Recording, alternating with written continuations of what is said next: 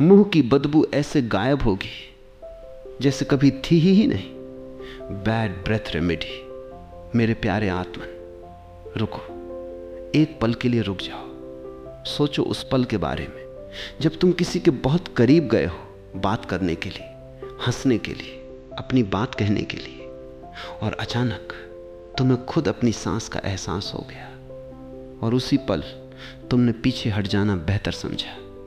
तुमने अपनी बात अधूरी छोड़ दी। तुमने अपना हाथ बिना सोचे समझे अपने मुंह के आगे रख लिया। तुमने महसूस किया होगा ये डर।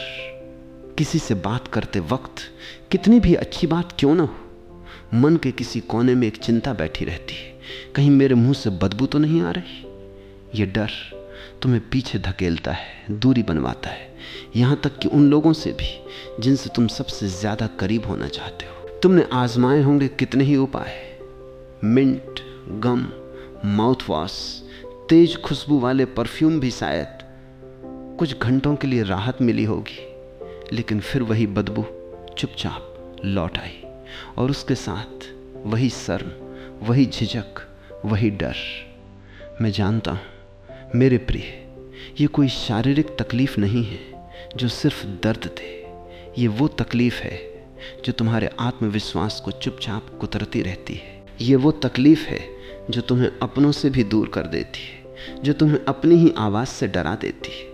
लेकिन आज मेरे प्यारे आत्मन, मैं तुम्हारे पास एक अलग रास्ता लेकर आया हूँ। एक ऐसा रास्ता जो तुम्हारी इस बदबू को ऐसे मिटा देगा जैसे वो कभी थी ही नहीं।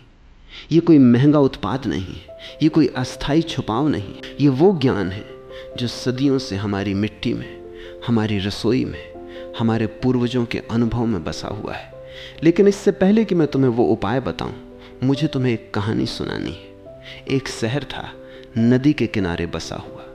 उस शहर में एक युवक रहता था, नाम था अनिल। उसकी उम्र थी 28 साल। वह एक अच्छी कंपनी में काम करता था, स्वभाव से बहुत मिलनसार था, लेकिन पिछले कुछ सालों से उसने खुद को धीरे धीरे लोगों से दूर कर लिया था। मीटिंगों में वो पीछे बैठता, बातचीत में कम हिस्सा लेता और किसी के भी करीब आने से बचता। उसकी माँ को यह बदलाव खटकने लगा। एक दिन उसने अपने बेटे से पूछा, बेटा तू इतना बदल कैसे गया? पहले तो तू सबसे आगे रहता था बात करने में, अब इतना चुप क्यों रहता है?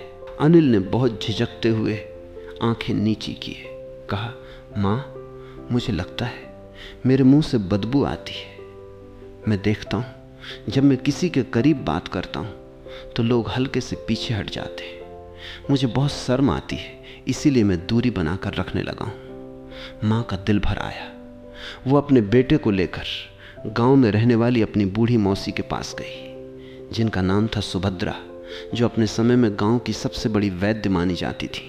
सुभद्रा मौसी ने अनिल का मुंह ध्यान से देखा, उससे कुछ सवाल पूछे और फिर मुस्कुराते हुए कहा, बेटा ये कोई ऐसी समस्या नहीं है जिसे ठीक न किया जा सके। ये तो बस तेरे शरीर की एक चिट्ठी है जिसे तूने अभी तक पढ़ा नहीं। मेरे प्यारे आत्मन, यही वो सच्चाई है जिसे आज मैं तुम्हारे सामने खोल कर रखने वाला हूँ। मुंह की बदबू, जिसे विज्ञान की भाषा में हैलिटोसिस कहते हैं, ये कोई अलग थलग समस्या नहीं है। ये तुम्हारे मुंह के भीतर या कई बार तुम्हारे पूरे शरीर के भीतर चल रही किसी गड़बड़ी का संकेत है। और जब तक तुम इस संकेत को समझोगे नहीं, तब तक तुम सिर्फ उसे छुपाते रहोगे, मिटा नहीं पाओगे। सुभद्रा मौसी ने कहा, बेटा ये बदबू ये कहीं से नहीं आती अपने आप, ये हमेशा किसी न किसी कारण से आती है। कभी मुंह की सफाई की कमी से, कभी पेट की गड़बड़ी से, कभी सूखे मुंह से, कभी किसी छिपी हुई बीमारी से। जब तक तू असली कारण नहीं समझेगा, तब तक तू सिर्फ मिंट चबाता रहेगा, माउथ वॉश करता रहेगा और बदबू बार बार लौटती रहेगी। मेरे प्यारे आत्मन, आज मैं तुम्हें उस पूरी यात्रा पर ले चलूंगा जहां तुम इस बदबू के असली कारणों को समझोगे और उन प्राकृतिक उपायों को जानोगे जो इसे जड़ से मिटा सकते हैं, ऐसे जैसे ये कभी थी ही नहीं। सुभद्रा मौसी अनिल को अपने आंगन में ले गईं, जहां छांव में बैठकर उन्होंने उसे विस्तार से समझाना शुरू किया। बेटा तेरे मुंह में इस वक्त भी करोड़ों जीवाणु रह रहे हैं। ये कोई असामान्य बात नहीं। हर इंसान के मुंह में ये जीवाणु होते हैं, लेकिन जब ये जीवाणु भोजन के बचे हुए कणों को खाते हैं, प्रोटीन को तोड़ते हैं, तो वे एक विशेष प्रकार की गैस छोड़ते हैं जिसे वॉलेटाइल सल्फर कंपाउंड कहा जाता है। यही गैस वो बदबू है जो तेरे मुंह से आती है। मेरे प्यारे आत्मन, ये समझना बहुत ज़रूरी है। ये बदबू कोई अकेली अनजान चीज़ नहीं है, ये एक जैविक प्रक्रिया का परिणाम है जिसे समझा जा सकता है और जिसे रोका भी जा सकता है। सुभद्रा मौसी ने आगे कहा, बेटा, सबसे बड़ा कारण है तेरी जीभ। बहुत से लोग सिर्फ दांत साफ करते हैं लेकिन जीभ को भूल जाते हैं, जबकि तेरी जीभ पर, खासकर पीछे के हिस्से में, सबसे ज्यादा जीवाणु जमा होते हैं, एक सफेद या पीली परत के रूप में। यही परत बदबू की सबसे बड़ी जड़ है। मेरे प्यारे आत्मन, सोचो अपनी जीभ के बारे में। यह एक ऐसी सतह है जिसमें अनगिनत छोटे छोटे उभार होते हैं, जिनके बीच भोजन के कण, मृत कोशिकाएं और जीवाणु आसानी से फंस जाते हैं। और अगर तुम सिर्फ दांत साफ करते हो, जीभ को नज़रअंदाज करते हो, तो ये जमी हुई परत हर दिन बढ़ती जाती है और उसकी बदबू भी बढ़ती जाती है।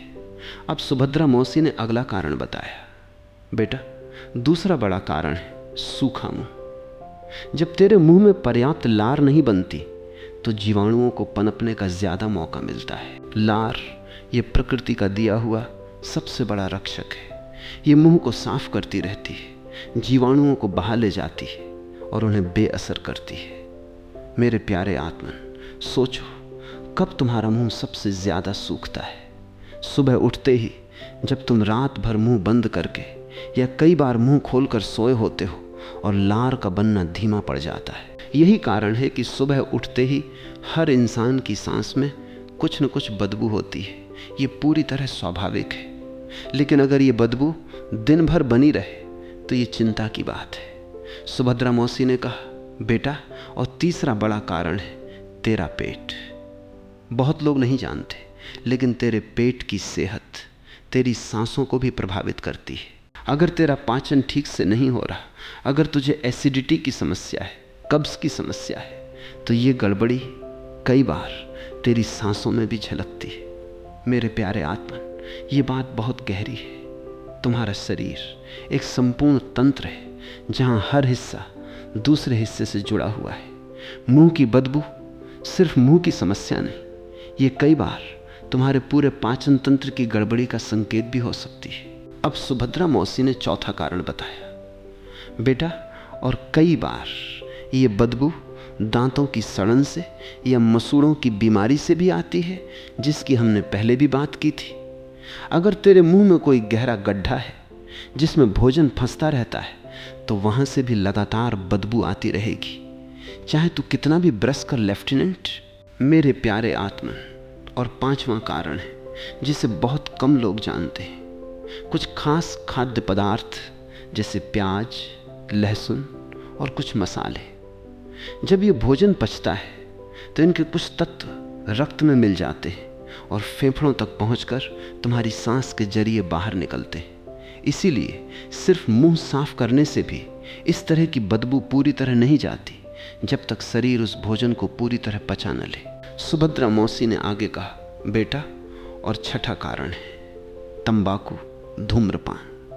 यह न सिर्फ मुंह को सुखाते हैं बल्कि खुद भी एक तेज बदबू छोड़ते हैं और मसूड़ों की बीमारी का खतरा भी बढ़ाते हैं, जिससे बदबू और बढ़ती है। मेरे प्यारे आत्मन, अब तुम समझ गए होगे ये बदबू कितने अलग अलग कारणों से आ सकती है, और यही कारण है कि सिर्फ एक उपाय सबके लिए काम नहीं करता। तुम्हें अपने असली कारण को पहचानना होगा और उसके अनुसार सही उपाय अपनाना होगा। अनिल ने उत्सुकता से पूछा, मौसी, तो अब मुझे क्या करना चाहिए? कोई ऐसा उपाय जो तुरंत राहत दे? सुभद्रा मौसी मुस्कुराईं और अपनी छोटी सी अलमारी की तरफ बढ़ी जिसमें कई जड़ी बूटियां, मसाले और तेल रखे थे। उन्होंने कहा, बेटा, सबसे पहले मैं तुझे तत्काल राहत के उपाय बताती हूँ और फिर जड़ से इलाज के उपाय। मेरे प्यारे आत्मन, यही है वो पहला उपाय, सौंफ। सौंफ जो हर भारतीय घर में भोजन के बाद खाई जाती है, ये सिर्फ मुंह की ताजगी के लिए ही नहीं है, ये वैज्ञानिक रूप से भी सिद्ध है कि सौंफ में ऐसे प्राकृतिक तत्व होते हैं जो जीवाणुरोधी हैं और जो मुंह की बदबू के लिए जिम्मेदार जीवाणुओं को कमज़ोर करते हैं। 1 चम्मच सौंफ भोजन के बाद चबाना, ये सबसे सरल, सबसे तात्कालिक उपाय है। दूसरा है लौंग। लौंग, जिसकी हमने दांतों के दर्द के लिए भी चर्चा की थी, ये मुंह की बदबू के लिए भी बेहद असरदार है। 1 या 2 लौंग को मुंह में रखकर धीरे धीरे चबाना या उसे बस मुंह में रखकर घुमाना, इसकी तेज खुशबू और इसके जीवाणुरोधी गुण बदबू को तुरंत कम करते हैं। तीसरा है इलायची। हरी इलायची चबाने से मुंह में एक ताज़ा मीठी खुशबू फैलती है और ये भी पाचन में मदद करती है, जो हमने बताया बदबू का एक बड़ा कारण हो सकता है। सुभद्रा मौसी ने कहा, बेटा, और चौथा उपाय है पुदीना। ताजी पुदीने की पत्तियां चबाना या उनका पानी बनाकर कुल्ला करना, ये मुंह को तुरंत ताज़ा करता है और साथ ही पाचन में भी मदद करता है। मेरे प्यारे आत्मन, अब मैं तुम्हें एक बहुत असरदार उपाय बताता हूँ। नमक और गुनगुने पानी का कुल्ला। 1 गिलास गुनगुने पानी में आधा चम्मच नमक मिलाओ और इससे दिन में 2-3 बार कुल्ला करो। ये जीवाणुओं को कमज़ोर करता है और मुंह के भीतर के वातावरण को संतुलित रखता है। अब मैं तुम्हें बताता हूँ बेकिंग सोडा के इस्तेमाल के बारे में। थोड़ा सा बेकिंग सोडा पानी में मिलाकर उससे कुल्ला करना, ये मुंह के अम्लीय वातावरण को संतुलित करता है, जिससे जीवाणुओं को पनपने में मुश्किल होती है। लेकिन इसे बहुत बार या बहुत गाढ़ा इस्तेमाल न करो, क्योंकि ये दांतों के एनिमल को भी प्रभावित कर सकता है। सुभद्रा मौसी ने आगे कहा, बेटा, और एक बहुत पुराना, बहुत असरदार उपाय है दालचीनी। दालचीनी में एक विशेष तेल होता है जिसमें बहुत शक्तिशाली जीवाणुरोधी गुण होते हैं। दालचीनी की एक छोटी सी छड़ी को उबालकर उस पानी से कुल्ला करना, ये मुंह के जीवाणुओं को काफ़ी हद तक कम करता है। मेरे प्यारे आत्मन, अब मैं तुम्हें एक और महत्वपूर्ण उपाय बताता हूँ। अमरूद के पत्ते, जिनकी चर्चा हमने पहले भी की थी, ये मुंह की बदबू के लिए भी बेहद उपयोगी है। कुछ पत्तियों को चबाना या उन्हें उबालकर उस पानी से कुल्ला करना, ये जीवाणुओं को कमज़ोर करता है और मसूड़ों को भी स्वस्थ रखता है। सुभद्रा मौसी ने कहा, बेटा, और आखिरी तत्काल उपाय जो शायद सबसे कम जाना पहचाना है, त्रिफला चूर्ण से कुल्ला। त्रिफला अपने शक्तिशाली जीवाणुरोधी और सूजनरोधी गुणों के कारण मुंह के भीतर की समग्र सेहत को सुधारता है और बदबू को जड़ से कम करने में मदद करता है। अनिल ने पूछा, मौसी, ये तो तत्काल राहत की बातें हुई, लेकिन मैं चाहता हूँ ये समस्या हमेशा के लिए ख़त्म हो जाए। इसके लिए क्या करूँ? सुभद्रा मौसी ने कहा, बेटा, यही असली सवाल है।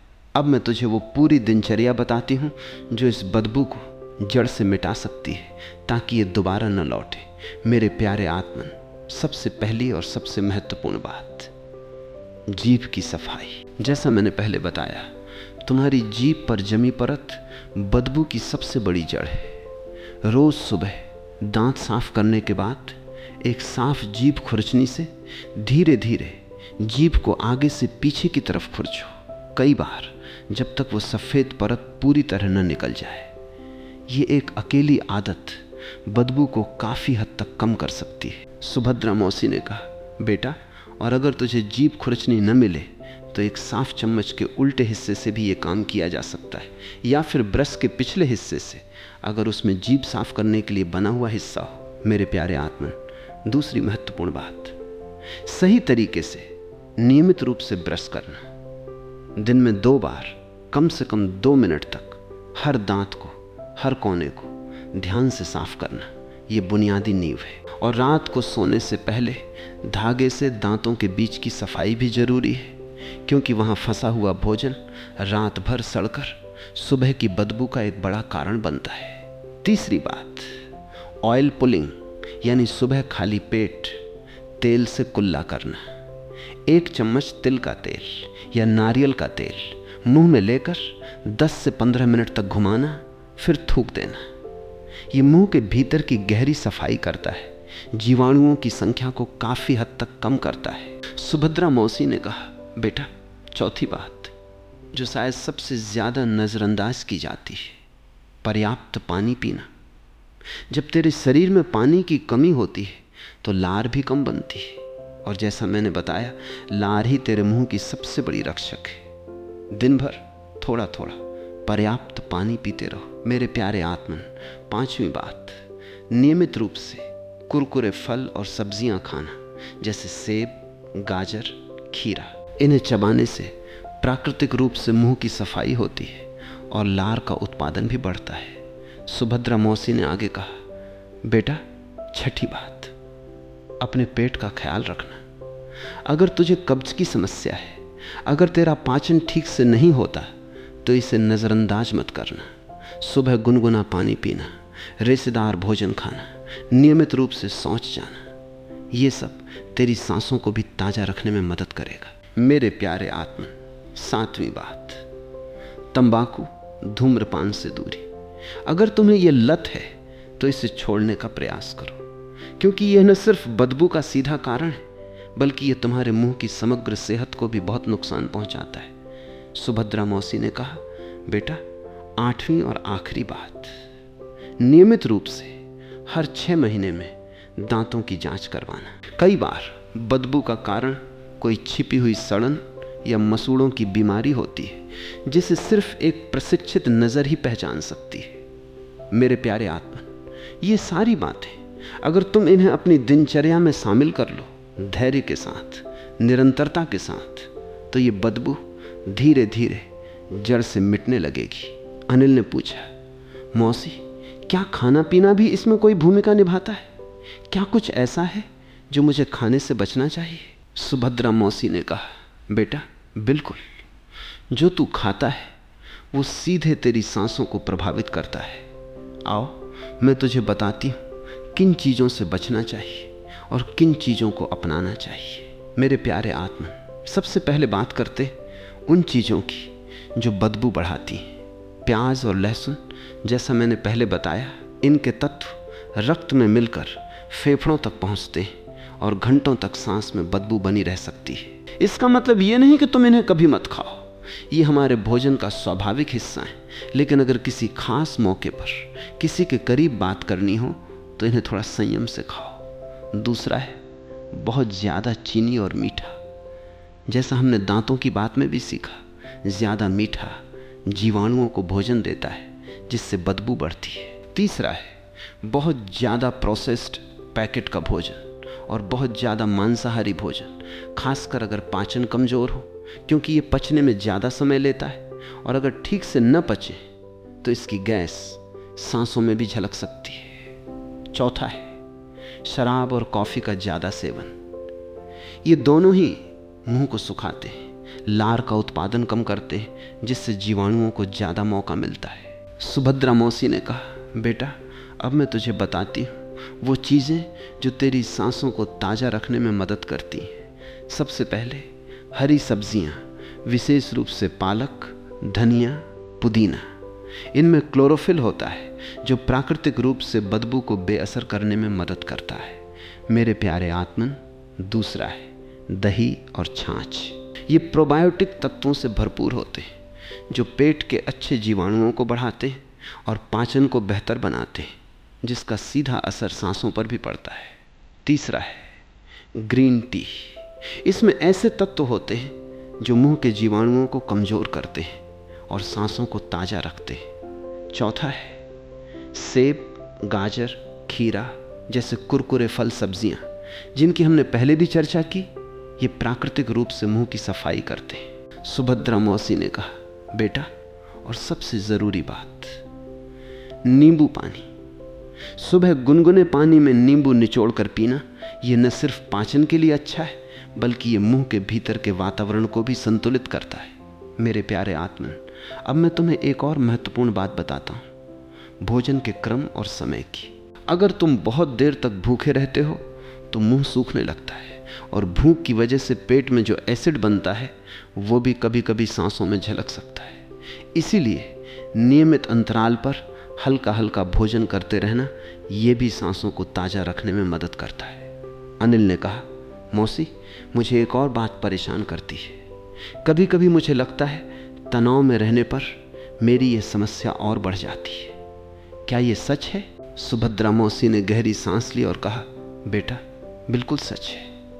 तनाव तेरे शरीर के हर हिस्से को प्रभावित करता है और तेरा मुंह भी इससे अछूता नहीं है। मेरे प्यारे आत्मन, जब तुम तनाव में होते हो तो तुम्हारा शरीर फाइट या फ्लाइट वाली अवस्था में चला जाता है, जिसकी हमने पहले भी चर्चा की थी। इस अवस्था में शरीर की प्राथमिकता तत्काल खतरे से निपटना होती है और पाचन, लार बनाना जैसी प्रक्रियाएं पीछे धकेल दी जाती हैं। इसीलिए तनाव में मुंह अक्सर सूखने लगता है और ये सूखापन जीवाणुओं को पनपने का ज़्यादा मौका देता है। सुभद्रा मौसी ने कहा, बेटा और एक बात और, तनाव में बहुत से लोग बिना जाने अपने दांत भींचते हैं, जबड़ा कसते हैं। ये भी मुंह में लार के प्रवाह को प्रभावित करता है। मेरे प्यारे आत्मा, इसीलिए मैं तुमसे कहता हूँ, सिर्फ मुंह की सफाई ही काफ़ी नहीं, तुम्हें अपने मन की शांति का भी ध्यान रखना होगा। रोज़ कुछ पल शांति से बैठो, गहरी सांसें लो, ध्यान करो। ये सिर्फ मन के लिए नहीं, तुम्हारी सांसों की ताजगी के लिए भी औषधि है। सुभद्रा मौसी ने अनिल से कहा, बेटा अब मैं तुझे कुछ भ्रांतियों के बारे में बताती हूँ जो इस विषय को लेकर लोगों में फैली हुई हैं। मेरे प्यारे आत्मन, पहली भ्रांति, सिर्फ माउथ वॉश से ये समस्या पूरी तरह ठीक हो जाएगी। मेरे प्रिय, माउथ वॉश अस्थायी राहत देता है, ये बदबू को कुछ देर के लिए ढक देता है, लेकिन अगर असली कारण जैसे जीभ पर जमी परत या पेट की गड़बड़ी ठीक ना हो तो बदबू बार बार लौटती रहेगी। कुछ माउथ वॉश बहुत ज़्यादा इस्तेमाल करने पर मुंह को और सुखा भी सकते हैं, जो उल्टा नुकसानदायक है। दूसरी भ्रांति, गम चबाने से बदबू पूरी तरह चली जाती है। मेरे प्रिय, गम चबाना लार का उत्पादन बढ़ाता है, जो कुछ हद तक मददगार है, लेकिन यह भी अस्थायी उपाय है, स्थायी समाधान नहीं। तीसरी भ्रांति, अगर मुझे बदबू महसूस नहीं होती तो मुझे ये समस्या नहीं है। मेरे प्रिय, ये एक दिलचस्प लेकिन सच्ची बात है। हमारी अपनी नाक अपनी सांस की बदबू के प्रति धीरे धीरे असंवेदनशील हो जाती है। इसीलिए अगर कोई तुम्हें बताए कि तुम्हारी सांस में बदबू है तो उसे नज़रअंदाज मत करो, भले ही तुम्हें खुद कुछ महसूस ना हो। सुभद्रा मौसी ने कहा, बेटा चौथी भ्रांति, ये समस्या सिर्फ बड़ी उम्र के लोगों को होती है। मेरे प्रिय, ये हर उम्र में हो सकती है, बच्चों से लेकर बुजुर्गों तक, क्योंकि इसके कारण जैसा मैंने बताया बहुत विविध है। अनिल ने पूछा, मौसी आप कब तक इंतज़ार करने की सलाह देंगी, इससे पहले कि मैं डॉक्टर के पास जाऊं? सुभद्रा मौसी ने बहुत गंभीरता से कहा, बेटा ये एक बहुत ज़रूरी सवाल है और इसका जवाब मैं तुझे ईमानदारी से देती हूँ। ये सारे उपाय जो मैंने बताए ये ज़्यादातर मामलों में बहुत असरदार होते हैं अगर बदबू का कारण सामान्य हो, जीभ की सफाई की कमी, सूखा मुंह या हल्की पाचन गड़बड़ी।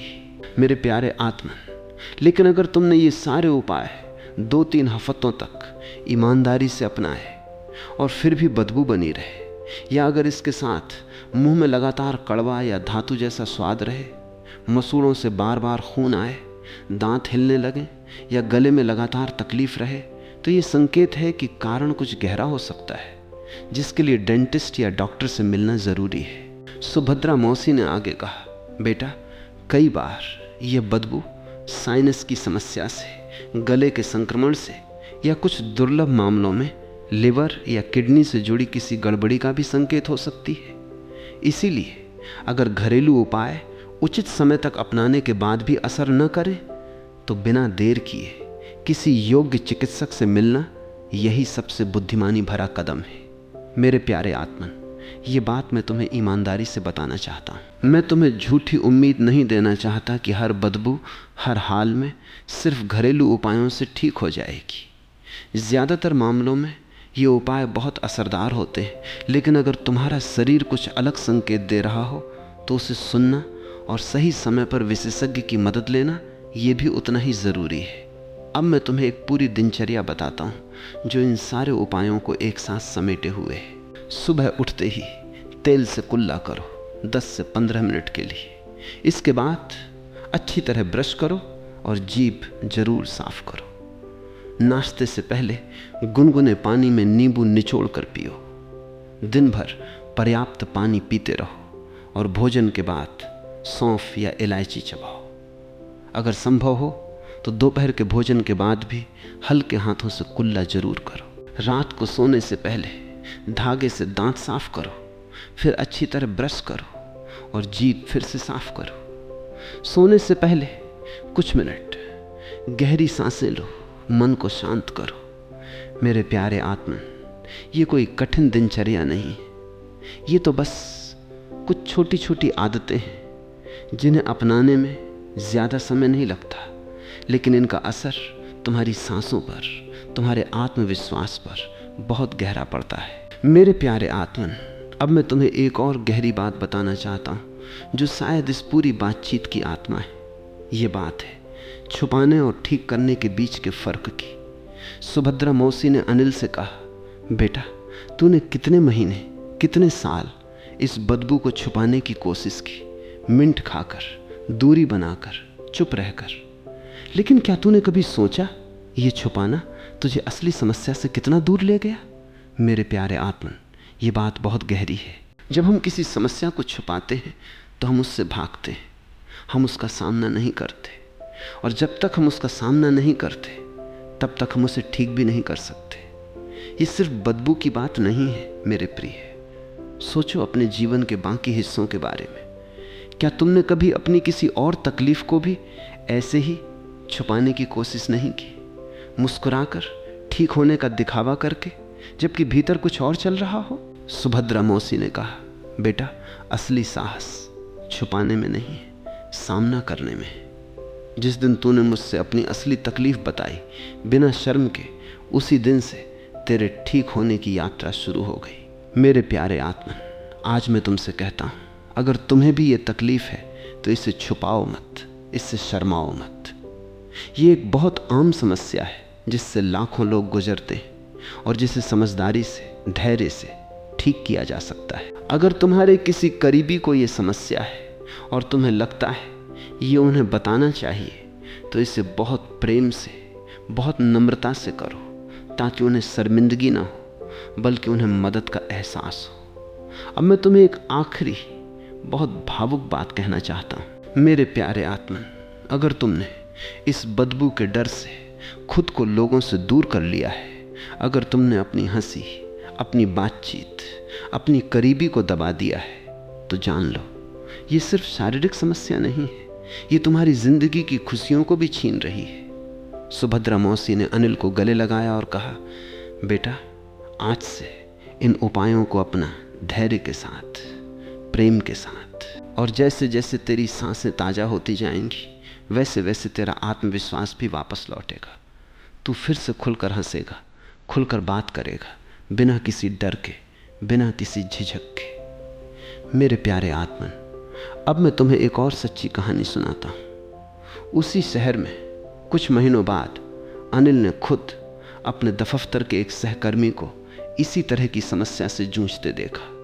वो सहकर्मी भी बैठकों में पीछे बैठता, कम बोलता। अनिल ने उसके पास जाकर बहुत प्रेम से, बहुत नम्रता से कहा, मुझे भी यही तकलीफ थी कुछ महीने पहले तक। अगर तुम चाहो तो मैं तुम्हें कुछ उपाय बता सकता हूँ जिन्होंने मेरी मदद की। सहकर्मी पहले तो शर्मिंदा हुआ, लेकिन फिर उसने राहत महसूस की, क्योंकि आखिरकार कोई था जो उसकी तकलीफ को समझता था, बिना किसी जजमेंट के। अनिल ने उसे वो सारी बातें बताईं जो सुभद्रा मौसी ने उसे सिखाई थी। मेरे प्यारे आत्मन, यही तो असली ज्ञान है, जब वो एक से दूसरे तक प्रेम से, बिना किसी स्वार्थ के आगे बढ़ता है। आज मैं तुमसे भी यही आशा करता हूँ। जो ज्ञान आज तुमने पाया उसे अपने तक मत रखो। अब मैं तुम्हें कुछ और छोटे लेकिन बेहद उपयोगी सुझाव देता हूँ जो तुम्हारी रोज़मर्रा की ज़िंदगी में काम आएंगे। अगर तुम्हें किसी ज़रूरी मीटिंग में जाना हो या किसी खास से मिलना हो, तो उससे पहले एक बार फिर जल्दी से कुल्ला ज़रूर करो या कुछ सौंफ या इलायची चबा लो। ये तुम्हें अतिरिक्त आत्मविश्वास देगा। अपने साथ हमेशा एक छोटी सी पानी की बोतल रखो ताकि तुम दिन भर नियमित रूप से पानी पी सको और मुंह को सूखने से बचा सको। और अगर संभव हो तो अपने बैग या जेब में कुछ सौंफ या इलायची भी रखो, ताकि ज़रूरत पड़ने पर तुरंत इस्तेमाल कर सको। सुभद्रा मौसी ने अनिल से एक आखिरी बात कही जो मैं तुम्हारे साथ भी साझा करना चाहता हूँ। बेटा, याद रख, ये समस्या तेरी पहचान नहीं है, ये बस एक अस्थाई तकलीफ है जिसे सही समझ और सही देखभाल से ठीक किया जा सकता है। तू इससे कहीं ज़्यादा हो, इस एक तकलीफ से। मेरे प्यारे आत्मन, ये बात हृदय में गहराई से उतार लो। तुम्हारी सांस की बदबू तुम्हारी पूरी पहचान नहीं है, ये बस एक ऐसी चीज़ है जिसे तुम ठीक कर सकते हो, धैर्य के साथ, सही ज्ञान के साथ। और जब ये ठीक हो जाएगी तो तुम फिर से बिना किसी डर के अपनी असली, खुली, हंसती हुई पहचान के साथ दुनिया के सामने आ पाओगे। मेरे प्यारे आत्मन, अब मैं तुम्हें संक्षेप में सब कुछ फिर से याद दिलाता हूँ ताकि तुम इसे अपने हृदय में गहराई से उतार सको। तत्काल राहत के लिए सौंफ, लौंग, इलायची, पुदीना चबाना, नमक के गुनगुने पानी से कुल्ला, बेकिंग सोडा का हल्का कुल्ला, दालचीनी के पानी से कुल्ला, अमरूद के पत्ते चबाना, त्रिफला चूर्ण से कुल्ला, जड़ से इलाज के लिए, रोज जीभ की सफाई, सही तरीके से नियमित ब्रश और फ्लॉसिंग, सुबह ऑयल पुलिंग, पर्याप्त पानी पीना, कुरकुरे फल सब्जियां खाना, पेट और पाचन का ख्याल रखना, तंबाकू धूम्रपान से दूरी, नियमित दांतों की जांच, भोजन में प्याज लहसुन का संयमित सेवन, बहुत ज़्यादा मीठे और प्रोसेस्ड भोजन से बचना, दही छाछ, हरी सब्जियां, ग्रीन टी, नींबू पानी को अपनाना। और सबसे ज़रूरी, मन की शांति, तनाव प्रबंधन। और अगर घरेलू उपायों से कुछ हफ्तों में भी सुधार न हो या कोई गंभीर लक्षण दिखे तो बिना देर किए डेंटिस्ट या डॉक्टर से मिलना। मेरे प्यारे आत्मन, अब मैं तुमसे विदा लेने से पहले दिल की गहराइयों से कुछ कहना चाहता हूँ। शायद तुम में से कोई ऐसा हो जो सालों से इस डर के साथ जी रहा हो, जिसने खुद को लोगों से दूर कर लिया हो, जिसने अपनी हंसी, अपनी बातचीत, अपनी करीबी को दबा दिया हो सिर्फ इस डर की वजह से। अगर तुम वो इंसान हो तो मैं तुमसे कहता हूँ, आज से, इसी पल से ये डर छोड़ दो। आज रात के भोजन के बाद ही जीभ की सफाई शुरू करो, कल सुबह ऑयल पुलिंग करो और धीरे धीरे कदम दर कदम इस पूरी दिनचर्या को अपने जीवन का हिस्सा बनाओ। मेरे प्यारे आत्मन, तुम्हारा शरीर तुम्हारा साथ देने के लिए तैयार है हर पल। ये तुम्हारे साथ धोखा नहीं करता, ये बस तुमसे थोड़ी देखभाल, थोड़ा प्रेम, थोड़ा ध्यान मांगता है। और जब तुम उसे ये दोगे तो वो तुम्हें वापस लौटाएगा।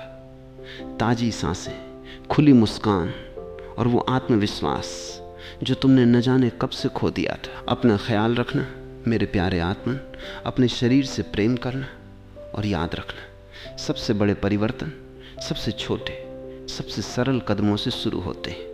आज, अभी, इसी पल से वो पहला कदम उठाओ। शांति, शांति, शांति और अपनी खुली बेधड़क मुस्कान के प्रति अपार प्रेम।